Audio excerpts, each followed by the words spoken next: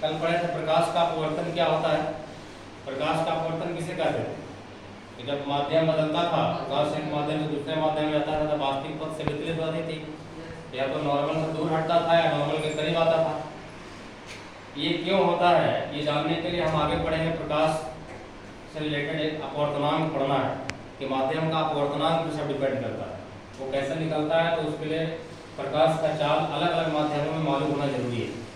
जैसे कि हम पहला नंबर में लिखे हैं कि निर्वात में प्रकाश की चाल। निर्वात का मतलब वायुमंडल से बाहर, जिसको अंतरिक्ष स्पेस करके जहाँ हवा भी नहीं है।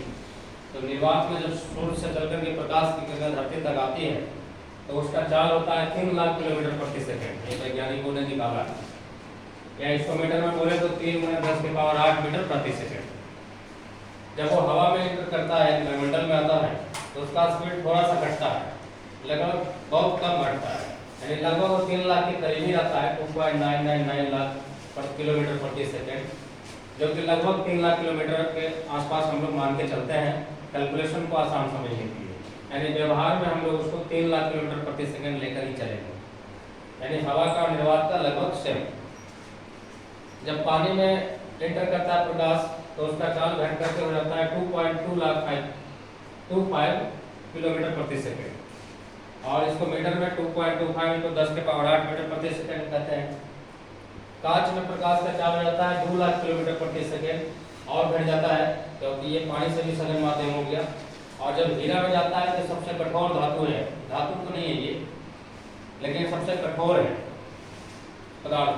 तो जब हीरा में प्रकाश एंटर करता है तो उसका चाल एकदम घट करके 1.25 लाख किलोमीटर प्रति सेकंड आ जाता है। अब ये स्पीड के घटने से उसका अपवर्तनांक कैसे निकलता है, या अलग अलग माध्यम का अपवर्तनांक हम लोग कैसे निकालेंगे, अपेक्षिक अपवर्तनांक कैसे निकालेंगे, अगले क्लास में पढ़ेंगे। फिलहाल आप ये जानते हैं कि प्रकाश के अपवर्तन का अनुप्रयोग, मतलब एक्सपेरिमेंट के थ्रू कि कैसे प्रकाश का अपवर्तन होता होगा।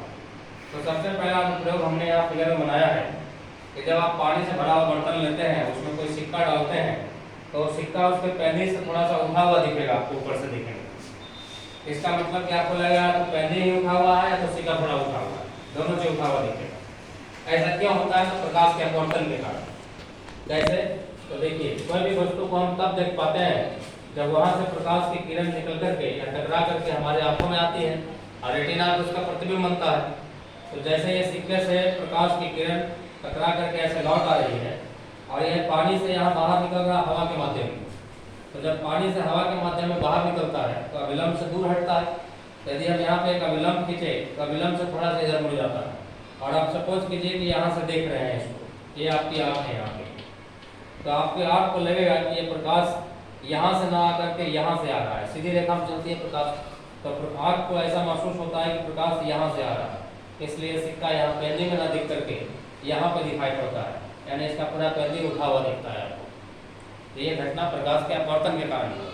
दूसरा एक और एग्जाम्पल देखा है कि पानी से भरा हुआ गिलास में आप यदि पेंसिल डाल दें तो पेंसिल आपको टूटा हुआ प्रतीत होता है, लगता है कि यहाँ से पेंसिल टूट गया, लेकिन एक्चुअल में वो टूटा हुआ होता नहीं है।